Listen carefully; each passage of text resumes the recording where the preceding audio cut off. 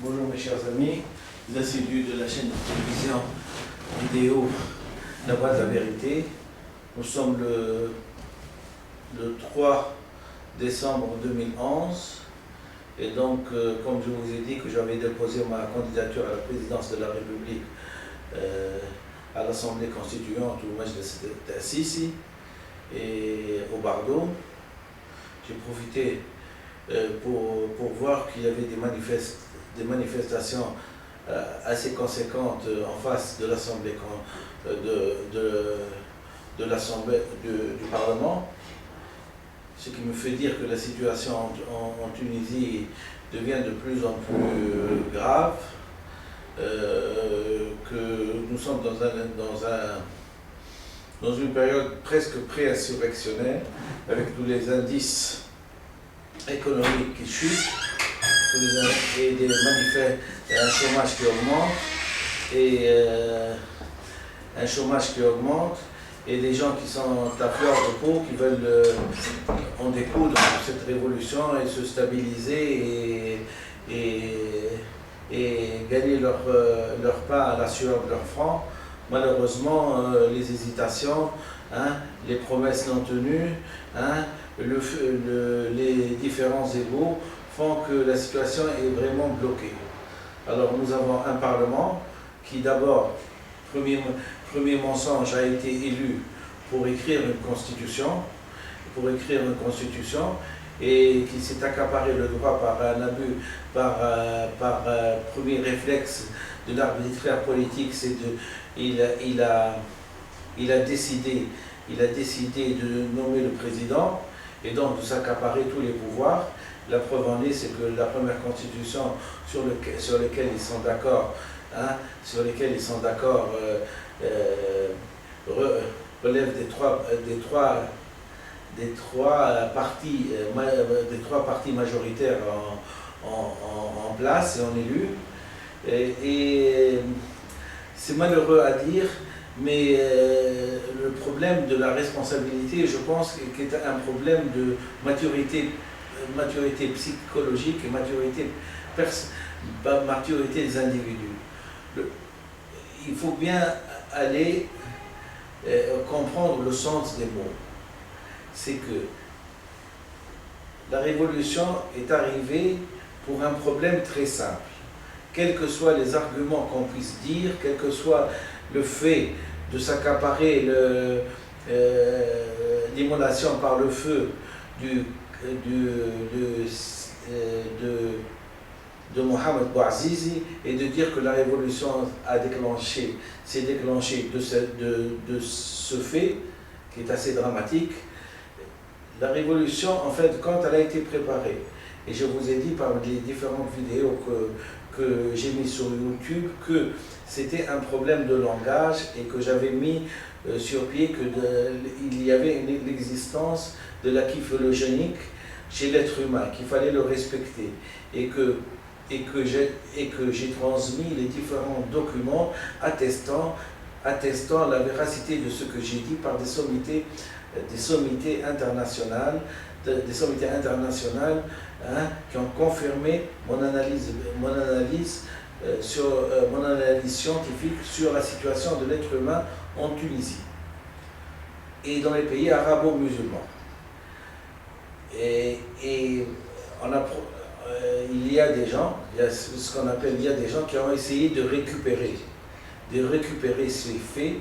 D'abord, le premier, c'est le Premier ministre Ranouchi, en recevant ma lettre du 17 janvier 2011, a essayé de camoufler cette vérité, et il est resté un mois, et après il n'a pas informé le peuple que c'était un problème de langage.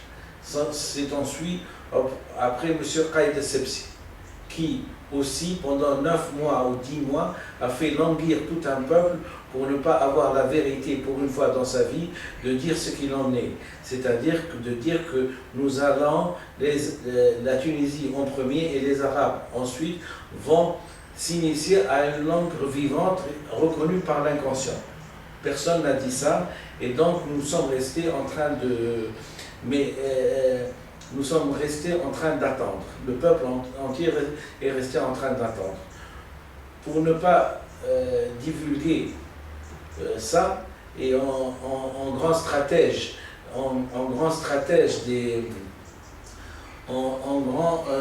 stratège des médias et de ce que j'ai appelé avant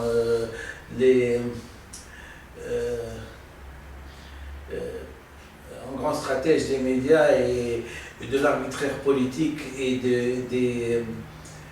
comment dirais-je, de la fausse publicité et du faux, hein, et il a décidé de changer la Constitution. C'est vrai que c'était très important de changer la Constitution à partir du moment où il y a un Tunisien qui met en doute hein, le premier article de la Constitution. Donc jusqu'à là, c'est assez rationnel. On va changer de Constitution. Mais le problème, c'est que quand on dit on va changer de Constitution et on va mobiliser, on va dépenser d'un argent fou hein, pour faire des votes et tout, la première chose, c'est de dire on va changer de Constitution pour proposer une nouvelle révision hein, de ce que nous sommes en train d'enseigner en Tunisie. Malheureusement, on a camouflé ça, on l'a refoulé, et donc on est resté sur notre faim. Ça n'a pas empêché qu'on a commencé à crier victoire, victoire, vive la démocratie, on est arrivé, les arrivistes sont arrivés, les différents partis se sont mis en ordre de bataille, et on a fait une élection, sans dire la finalité exacte que le premier article de la Constitution était mis en doute, puisque à partir du moment où vous mettez en doute la progression de la langue arabe, il va sans dire que c'est la Constitution, la grande Constitution qui a duré 54 ans, qui est mise en doute, ça y est, qui est terminée. Non, on ne dit pas ça, on camoufle, on refoule. C'est un problème de fuite de responsabilité. Fuite de responsabilité dans le sens où on ne peut pas s'avouer vaincu après avoir dit oui et hoché la tête pendant 54 ans à des dirigeants qui sont ni foi ni loi, hein, et d'avoir en même temps, comment dirais-je, trait la vache hein, avec eux, c'est-à-dire qu'avoir été complice en étant soit les copains, soit les copains, soit les coquins, soit ceux qui volent, soit ceux qui surveillent. Non, on est arrivé à un stade de vérité où la vérité devait être dite, divulguée, et que le monsieur qui a mis en noir sur blanc que c'était un problème de langue, qu'il a mis les instances onusiennes au courant, qu'il a mis les États-Unis au courant, qu'il a mis la France au courant. Non, on ne lui reconnaît pas ce droit de rendre service à son peuple. On ne lui reconnaît pas ce droit d'être un patriote mieux qu'eux. Parce que je suis patriote mieux qu'eux du fait même que je suis un scientifique et que j'ai essayé de chercher, de comprendre ce qu'il en est dans cette civilisation. Non, on ne lui reconnaît pas ça. Mais on s'accapare quand même le résultat et on peut mobiliser un peuple de 10 millions de trucs sans lui dire que c'est le premier article de la Constitution qui a été mis à bas. Il est mis à bas et qui a été, comment dirais-je, qui est tombé. Dans ce cas-là, on a beau crier fort qu'on est arrivé à la démocratie, que l'Assemblée constituante est une assemblée qui est d'abord, il faut toujours être rationnel. Quels sont les pourcentages pour savoir si elle est représentative de la population ou non? Malheureusement, elle n'est pas représentative de la population, puisque 54% ou 55% n'ont pas voté. Donc, il n'y a que 40%. La Constitution ne représente que 40% de la population. 40% de la population. Donc, elle n'est pas représentative du peuple.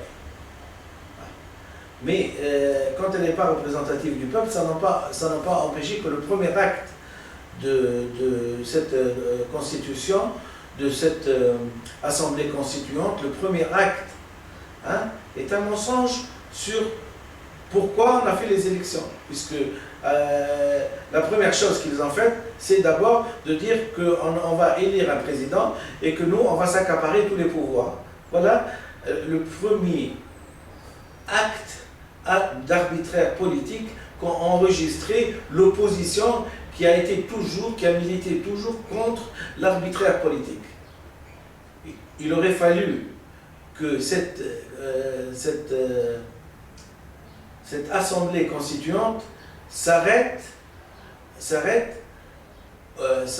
au devoir et au travail qu'on lui a demandé de faire, écrire la Constitution.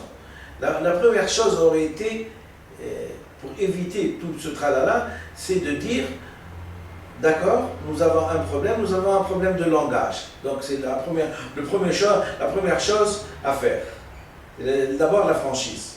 Deuxièmement, nous avons une personne, on dit un technocrate, qui seul a dit que la langue n'était pas reconnue par la Constitution. On va l'appeler, on va le convoquer, on va lui dire qu'est-ce qu'il en est. Qu'est-ce qu'il en est. Et on va lui demander, bien sûr, un écrit en noir sur blanc. Noir sur blanc, qu'est-ce qu'il en est? Est-ce que vous êtes sûr? Est-ce qu'on peut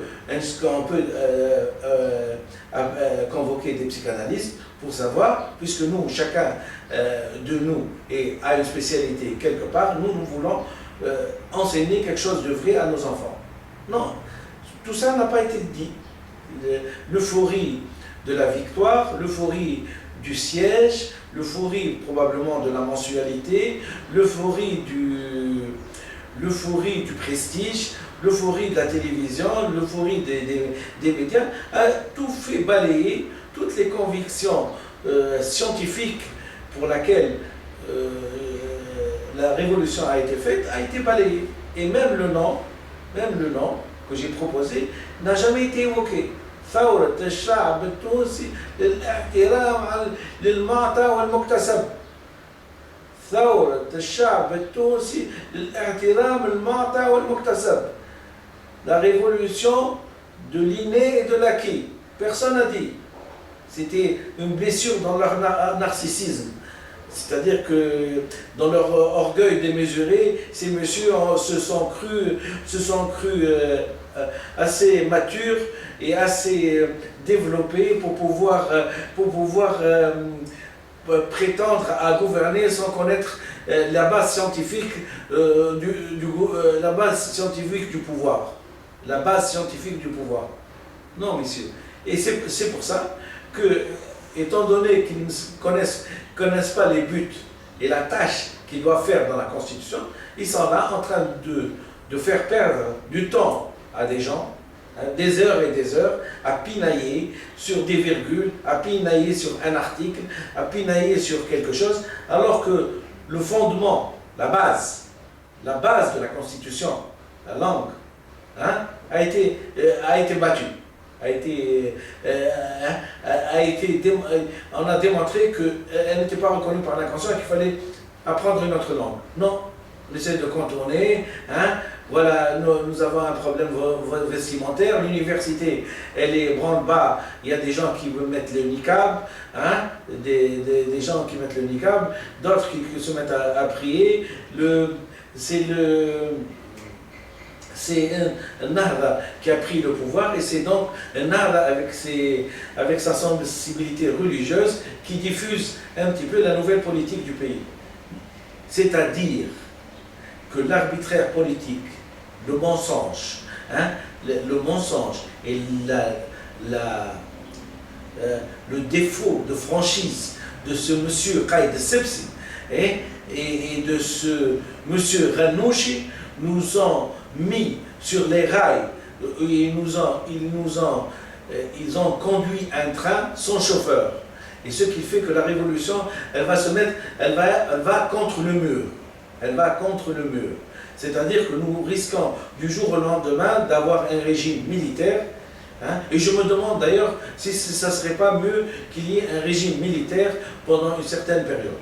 Parce que manifestement, quand on voit les gens parler, quand on voit les trucs, on voit très bien qu'il y a un manque de maturité et que vraiment la liberté, il faut la mériter. Et justement, il y a beaucoup de gens qui jusqu'à maintenant ne la méritent pas.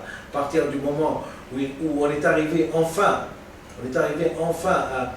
à faire tomber un dictateur, nous ne sommes pas capables de parler les uns les autres, nous ne sommes pas capables d'avoir de la transparence et nous ne sommes pas capables d'avoir une communication saine et scientifique et franche entre nous.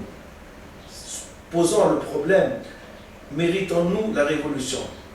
Méritons-nous ce changement? Si les gens vont finir par croire que nous sommes faits pour être des esclaves et c'est une destinée pour nous de rester esclaves et d'avoir un maître comme Ben Ali ou comme Bourguiba. Voilà comment le manque de maturité de personnes qui se croient investies de tous les pouvoirs, qui peuvent mentir, qui peuvent refouler quelque chose, qui peuvent ne pas la vulgariser pour de la cupidité et parce qu'ils ont peur. Ils ont peur que la justice ait un droit dans ce qu'ils ont fait pendant 54 ans. Voilà à peu près pourquoi je suis un petit peu refoulé, scotomisé, c'est-à-dire vu et non vu. Et voilà pourquoi jusqu'à maintenant on ne m'a pas répondu. Tant que la franchise entre la transparence et la communication entre les êtres ne peut pas être assurée en sécurité, tant qu'on sera des sous-développés. Voilà un petit peu ce que j'ai voulu dire, et que chacun, le temps c'est de l'argent, il y a des gens qui crèvent de faim, il y a des gens qui sont sans travail, il y a des gens qui font des braquages, c'est vraiment l'anarchie. Malheureusement, c'est l'anarchie, et l'Assemblée constituante est en train de jouer à une phrase qui est très bien, que je crois que c'est Roger qui l'a dit: l'état de non-droit est un droit en soi. Quand l'anarchie règne, on peut parler du droit de l'anarchie. Donc nous sommes bien dans ce chapitre-là, c'est le droit de l'anarchie. C'est une constitution. D'abord, ce sont des élections qui ne reflètent pas les désirs de la population, donc qui n'ont pas une légitimité populaire, puisqu'ils sont à 40%, et que je sache, il faut au moins 51% des gens qui ont voté pour dire nous sommes représentatifs, au moins dans représentatif, je ne sais pas comment ils disent d'ailleurs, 50 plus 1%, on est représentatif. Ça, je ne sais, c'est une notion de droit que j'ai vue. On n'a même pas les 2 tiers. Même pas les 2 tiers, on ne peut pas écrire une constitution. Une constitution, ça s'écrit, et c'est même au suffrage universel. Et encore faut-il qu'ils sachent que le temps c'est de l'argent et que les gens, ça urge. Comme on dit, quand ça urge, il faut opérer. Quand ça urge, il faut couper. On n'est pas à contempler, à essayer de chercher un petit signe sur un cliché radiologique. Ça urge. Les gens ne l'ont pas compris encore. Et le principal, puisqu'il est le principal et qu'il a été élu sous des applaudissements et des trucs, le principal n'a pas l'air de mesurer très bien l'urgence de la situation. On parlemente, on parle, et le courage de demander à quelqu'un qui sait, il n'a pas eu. Ça me fait dire une petite citation de, je pense, Victor Hugo ou d'un auteur de la Renaissance, je pense.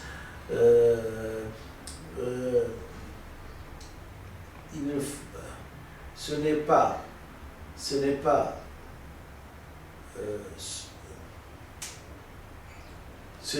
l'amour qu'il fallait, ce n'est pas l'amour qu'il fallait peindre aveugle, mais c'est bien l'amour propre.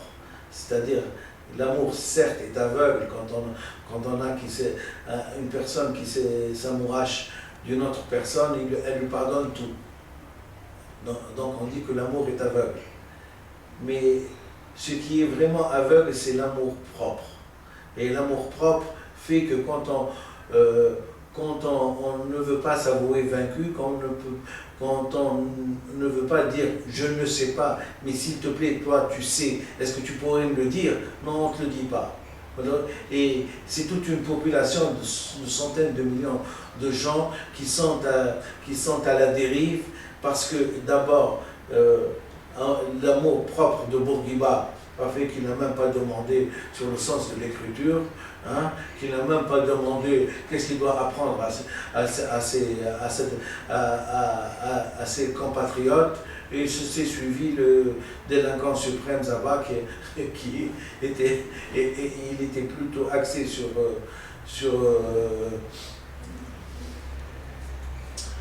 la pureté de la blanche que sur la pureté de la langue qu'il apprenait à ses enfants.